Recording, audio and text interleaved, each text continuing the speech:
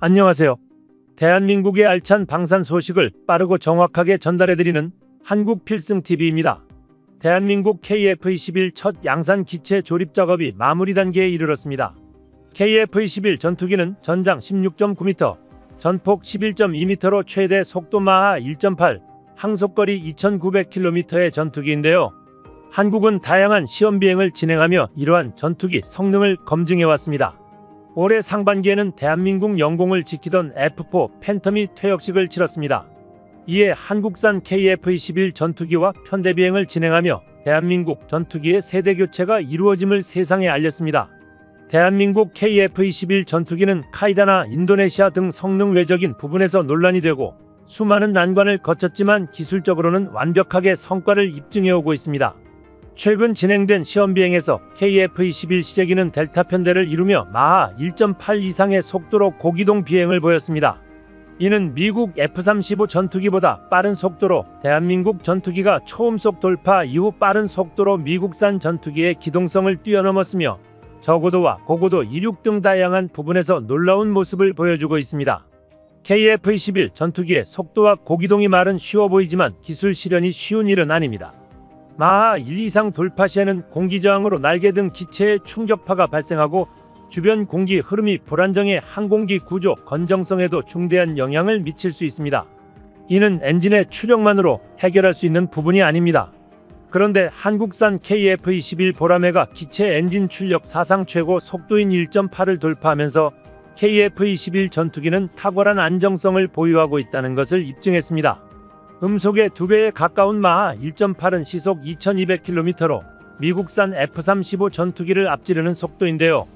이에 F터버너까지 단다면 한국산 전투기의 실속도는 어마어마해지고 조종사 역시 특별한 훈련에 참여해야만 전투기 조종이 가능해지는 단계가 됩니다. 현대 공중전은 스텔스 능력과 레이더 성능이 가장 중요하다고 하지만 최고 속도가 높을수록 기동성과 생존력이 향상되기 때문에 여전히 속도는 전투기에 있어서 가장 중요한 기본 중 기본입니다. 특히 KF-21 전투기가 기동성에 초점을 둔 것이 아닌 스텔스 전투기이기 때문에 더욱 차별화되며 놀라운 사실인데요. 사실 세계의 스텔스 성능을 개발한 국가는 극소수에 불과합니다. 현재 6세대 전투기 개발에 뛰어든 나라들조차 스텔스 성능을 제대로 개발한 국가는 손에 꼽을 정도로 적습니다. 하지만 대한민국의 스텔스 기술 개발은 오래전 시작되었습니다. 국방과학연구소는 노르페인트를 비롯한 민간기업과 협력해 1999년부터 스텔스 기술 개발을 시작했는데요. 개발을 진행하여 2008년 비로소 스텔스 성능 실험을 통과, 결국 스텔스 기술 국산화에 성공했습니다. 당시 국산화했던 기술은 대한민국 5세대 전투기 개발을 가능하게 만들었습니다. 특히 한국형 KF-21 보라매에 탑재되는 스텔스는 전파 흡수 기능을 갖추었으며 이 덕분에 피탐지율 자체가 크게 줄었습니다. 하지만 아직 KF-21 전투기를 완벽한 스텔스기라고 표현하기에는 다소 부족한 부분이 있는 것은 사실인데요. 왜냐하면 이제 4.5세대급인 KF-21 블록1 전투기만 제작되었기 때문이죠. 블록1의 경우 무장체계를 주요하게 다루어 제작하였기 때문에 5세대라고 부르기엔 무리가 있습니다. 세계적인 5세대급 전투기인 F-35 전투기와 비교해보아도 스텔스 성능은 아쉽죠. 하지만 이 말이 KF-21 전투기의 스텔스 성능이 질적으로 떨어진다는 뜻은 아닙니다. 세계 최강이라고 손꼽히는 스텔스기인 F-21랩터나 F-35 전투기에 비해 스텔스 성능이 다소 부족하다는 것이지 주요 군사강국이라고 불리는 국가들이 사용하는 전투기들과 비교해도 절대 떨어지지 않는 성능을 가졌습니다. 거기에 4.5세대 전투기에서 5세대로 점진적 진화가 예정된 KF-21 전투기는 차별적인 경쟁력을 갖추고 있는데요. 그것은 바로 기동성입니다. KF-21 전투기는 F-22보다 작고 가벼우며 F-35 전투기에 비해서도 익면하중이 작다는 이점을 가지고 있습니다. 이로 인해 추력대 중량비가 기동성에 초점을 둔 델타익 전투기인 유로파이터 타이픈에 준하는 수준이며 여기에 3중 디지털 FBW, LEX 가변 캠버 날개 등이 적용됨에 따라 높은 가속력과 선해 능력, 고받음각, 기동 능력까지 보여줄 수 있게 되었습니다. 현재 비행 주조종사들의 기동성이 미국산 F-16 이상으로 높다고 평가하고 있습니다. 그런데 스텔스적 특성은 미국 F-22 전투기와 비슷한 특성을 띠어 두 가지 모두 성능적으로 뛰어나고 정밀하게 완성도가 높아진다면 한국의 전투기 기술력이 초격차 수준에 도달했다는 것을 증명할 수 있을 것이라고 언급했습니다. 특히 F-35 전투기에 적용된 비선형 동정 모델 역변환 제어 기법도 적용될 예정인데, 이는 양산형 항공기로 쓰는 F-35 전투기에 이어 세계에서 두 번째로 적용되는 것이며, 이외에도 조종사의 안전을 위해 자동 지형 추적, 자동 경로 항법, 자동 회복, 자동 지상 충돌 회피 등의 기능이 추가될 예정입니다. 대한민국 KF-21 전투기는 후발주자임에도 불구하고 세계 최고 전투기인 F-22 랩터와 자주 비교됩니다. 실제로 많은 부분에서 소름 돋을 정도로 유사한 모습을 보이고 있는데, 이는 한국산 전투기가 세계에 몇 없는 5세대급으로의 도약이 예정된 수순이라는 것을 증명하는 것 같습니다. 사실 KF-21 전투기 초기 개발 단계는 물론이고 시제기가 비행을 시작한 시점에서도 많은 전문가들이 한국산 5세대 전투기 개발에 대해 부정적인 입장을 보였습니다. 특히 스텔스 형태인 블록2 발표 당시만 하더라도 몇몇 언론과 반대파는 대한민국이 스텔스 전투기를 개발하는 것은 불가능하다고 이야기했습니다. 일부 반대파 인사들은 대한민국은 스텔스 기술을 개발할 수 없을 것이라는 자국을 조롱하는 모습을 보이기도 했습니다. 하지만 우리 연구진은 묵묵히 스텔스 기술을 개발해 나가며 놀라운 성과를 거두고 있습니다. 대한민국의 성과가 유의미하게 드러나자 이미 높은 전투기 기술력을 가진 미국까지도 한국 기술력을 극찬하기 시작했습니다. 하지만 대한민국 연구진은 이러한 상황을 반가지 않는 듯 여전히 최대한 몸을 낮추고 조용히 개발을 진행하고 있습니다. 그 이유는 최근 한국이 개발한 스텔스 물질을 보면 알 수 있습니다. 얼마 전 미국 로키드 마틴에서는 한국이 개발해낸 스텔스 소재의 놀라운 성능에 빠르게 기술 협력을 요청했습니다. 아직까지 독자 개발 노선을 유지하고 있는 한국의 스텔스 기술이 새삼 대단하다는 사실을 직관적으로 깨닫게 해줍니다. 그런데 한국이 개발한 소재를 아직은 전투기에 완전히 적용시키지 못했습니다. 물론 이는 블록2에 적용시키기 위해 계속해 개발 중이며 결국 KF-21 전투기는 고성능 전투기로 성장할 것이라고 미국과 한국의 군사 전문가들은 예견하고 있습니다. 세계는 이미 대한민국의 스텔스 성능에 열광하고 있습니다. 심지어 일부 국가에서는 최근 한국의 개발 실정을 보고는 KF-21 전투기가 스텔스기로 개량된다면 F-35 이상의 전투기가 될 것이라고 호언장담했습니다. 실제로 한국의 전투기 스텔스화의 가장 중요한 기술으로 언급되는 것은 세미 플라즈마 스텔스 기술입니다. 중국은 이미 해당 기술을 확보하기 위해 약 50조 원이 넘는 금액을 전투기 사업에 투자하며 지속적으로 전투기 사업 규모를 키우고 있습니다. 하지만 아직도 스텔스 성능에 대해서는 기술적 우위를 차지하지 못하며 실패를 거듭하고 있습니다. 중국이 주춤거리는 지금 한국이 스텔스 성능을 확보하는 것이 중요합니다. 수많은 군사 전문가들은 한국의 스텔스 성능에 따라 중국과의 국지전에서 제공권 장악 여부가 결정될 것이라며 이는 승부의 중요한 요인이 될 수 있다는 발언을 했습니다. 그런데 한국항공우주산업의 미래동향보고서 스텔스 개발 동향 내용 중 이미 세미 플라즈마 스텔스 기술 개발에 대한 내용을 확인하며 한국이 기술적 우위를 확고히 점했다는 사실을 알 수 있었습니다. 보고서에는 한국이 수적으로 우세한 중국 공군을 제압하기 위해 플라즈마 세미 스텔스 같은 첨단 신기술 도입이 필요하다는 사실을 강조했습니다. 추가적으로 한국항공우주산업연구원들이 올린 보고서 역시 눈여겨봐야 합니다. 해당 보고서에는 2030년까지 세미 스텔스 형태의 블록1 형태를 갖춘 KF-21 전투기와 동시에 완전한 스텔스 형태의 블록2 전투기까지 200여 기가량 한국 공군에게 인도될 것이라는 언급이 있었기 때문입니다. 대한민국은 초정밀공학과 반도체공학을 주도로 하여 플라즈마 스텔스 기술을 개발하고 있습니다. 현재 체계 구축을 성공한 상태이며 핵심 기술 개발을 진행하고 있는데요. 이와 별개로 스텔스 신소재 개발에 성공하며 기쁨을 맛보기도 했습니다. 대한민국의 스텔스 신소재는 메타물질로 이는 이후 개발될 플라즈마 스텔스 기술과 결합되어 한국 전투기를 완전히 은신시켜 줄 것입니다. 이로 인해 KF-21 전투기는 완벽한 유령 편대를 구성할 수 있을 것으로 보이는데요. 대한민국은 스텔스기의 후발주자인 만큼 기존 전투기의 단점을 순식간에 타파하기 위하여 비행체를 레이더의 시야에 드러나지 않도록 하기 위한 스텔스 기술이 축적된 특수 도료를 도포하는 방식과 함께 플라즈마 전자기파 흡수 능력을 이용하는 연구까지 병행하고 있습니다. 한국이 목표하는 기술 발전 방식은 2026년 양산되는 KF-21 블록2 전투기에 스텔스 도료를 적용하고 2030년 중반 KF-21 전투기의 다음 단계인 6세대급 전투기의 플라즈마 스텔스 방식을 적용할 계획이라고 밝혔습니다. 이로 인해 대한민국은 순식간에 중국과 일본을 뛰어넘고 미국과 비견되는 군사기술 경쟁력을 갖춰나갈 전망입니다. 국제사회에서 스스로 힘을 갖추지 못한다면 우리는 강대국으로 성장할 수 없으며 매번 다른 나라의 속국으로 눈치를 봐야 할 것입니다. 최근 대한민국 항공무기 수출이 활발히 이루어지고 있습니다. 전투기는 물론 이제는 헬기 수출도 시작되었는데요. 이에 따라 KF-21 전투기에 관심을 가지는 국가도 늘어가고 있습니다.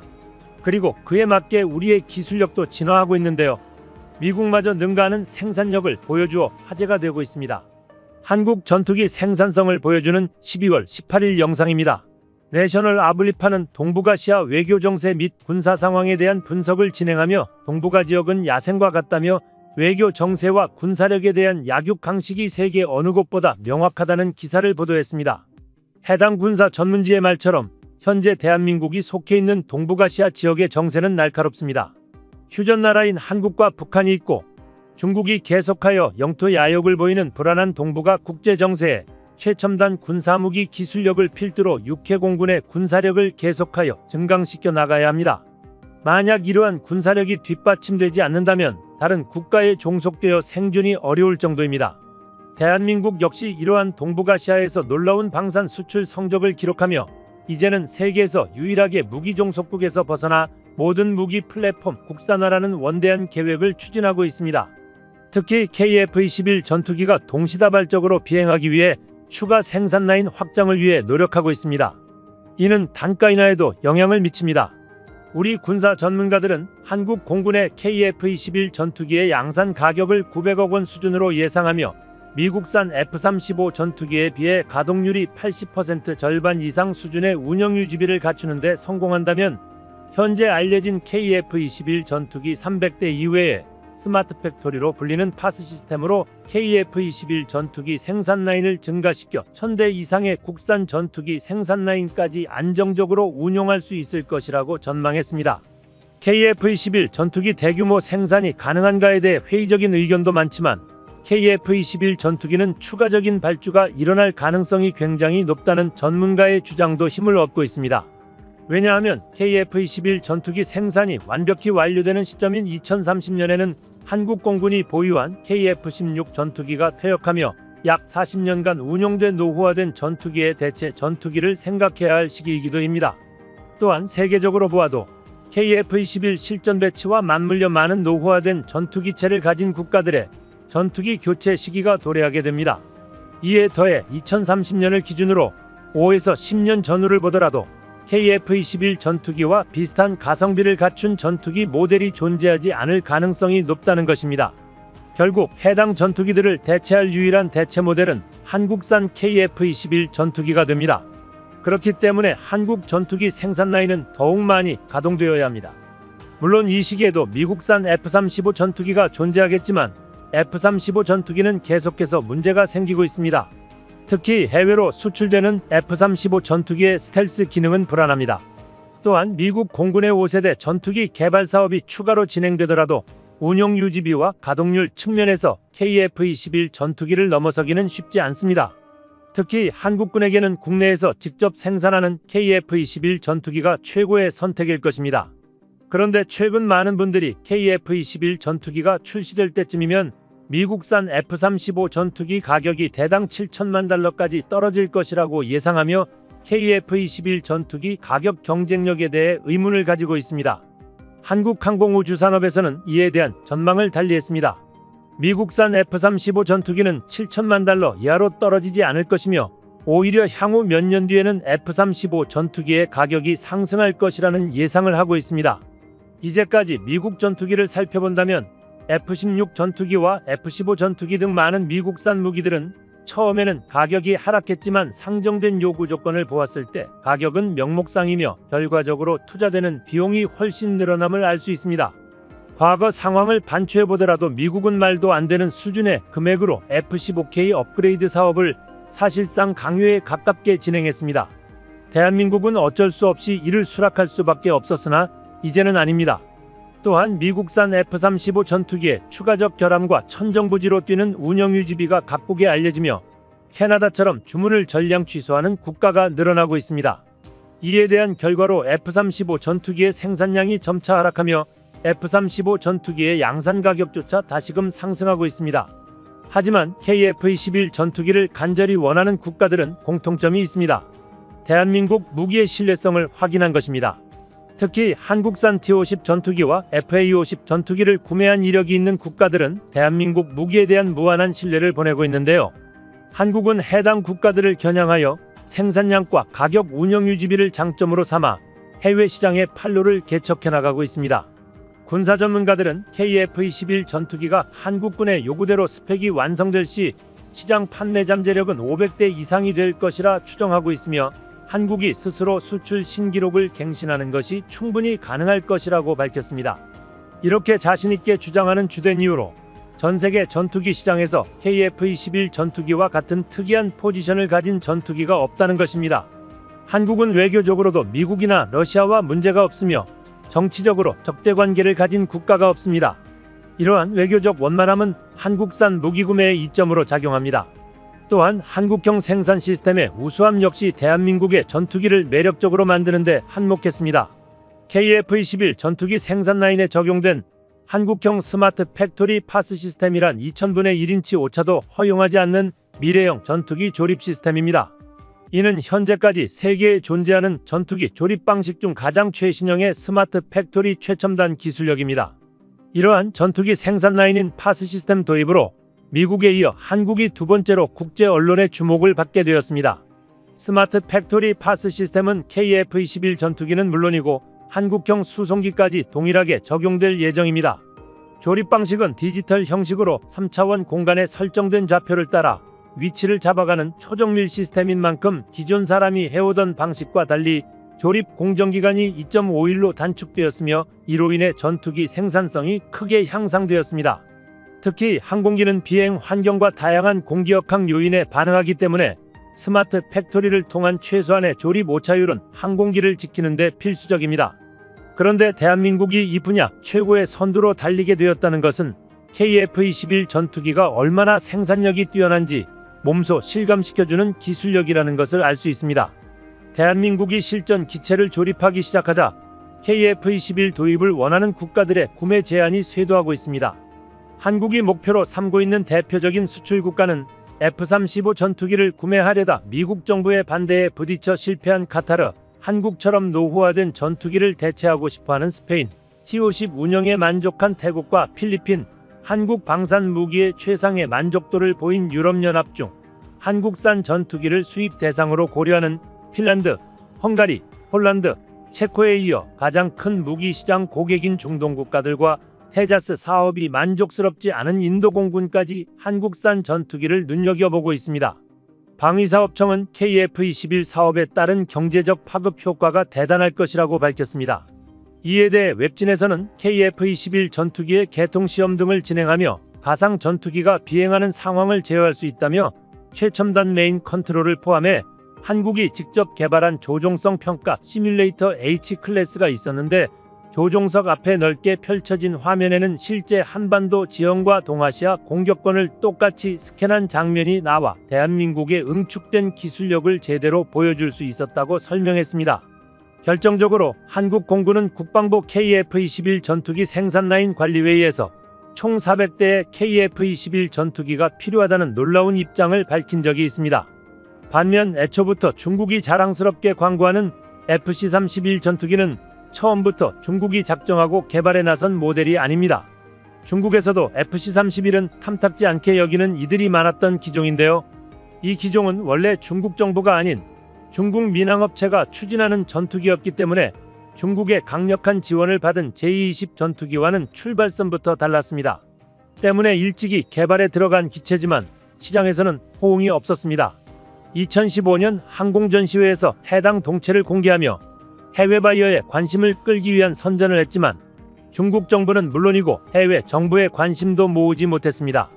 프로젝트 사태가 위태로웠던 순간 중국 정부가 결국 FC-31 똥화주를 내려보내며 극적으로 생존할 수 있었습니다. 중국 정부의 뒤늦은 기술 지원과 자금 지원이 들어가면서 FC-31 전투기는 큰 변화를 겪게 되었는데요. 그럼에도 불구하고 자체 설계의 한계에 부딪혀 기형적인 모습을 할 수밖에 없었다고 합니다. 10년간 개발을 진행한 덕분에 2021년에 겨우 시제기가 나온 FC-31 전투기를 포기한다는 것은 중국 입장에서 출혈도 심각하기에 어떻게든 우수한 기체라는 홍보를 진행하는 게 중요해졌습니다. 하지만 해당 기체의 신뢰도는 시간이 지날수록 떨어지고 있습니다. 그에 반해 비슷한 시기에 하늘을 날아오른 KF-21 전투기는 완벽한 성공을 거두며 세계는 중국과 비교되는 행보를 걷는 한국에게 더욱 관심을 가지게 된 것입니다. 중국은 다급하게 FC-31 전투기를 찬양하며 KF-21 전투기를 깎아내렸지만 전 세계인들은 이를 모두 지켜보며 스스로 판단했습니다. 한국산 KF-21 전투기의 실제 성능 테스트를 지켜본 세계 각국은 결국 한국의 KF-21 전투기에 열광할 수밖에 없었습니다. 중국이 한국을 깎아내리려고 시도한 비교 전략이 오히려 한국 전투기의 우수함을 알리는 계기가 되었습니다. 한국필승TV 시청해주셔서 감사합니다. 좋아요, 구독, 알림 설정 해두시면 언제나 신속하고 정확한 국방 소식 전달해드리겠습니다. 구독자 여러분 좋은 하루 보내세요.